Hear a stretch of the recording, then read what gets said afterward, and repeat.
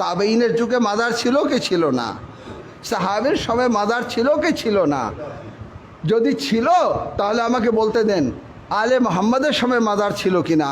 আলে মোহাম্মদের সময় মাজার ছিল, তো আলে মোহাম্মদের সময় শিরক হয়নি, সাহাবীর সময় শিরক হয়নি, তাবেইনের সময় শিরক হয়নি, 1300 বছর পরে শিরক হয়ে গেল। হুসাইনের মানে কাছে মাথা নত করি কার জন্য? নবীকে পাওয়ার জন্য। নবীর কাছে মাথা নত করি কার জন্য? আল্লাহকে পাওয়ার জন্য। তো এই পর্যন্ত তো এই আলোচনাই করছি। মাজারের সামনে গিয়ে কি হয়?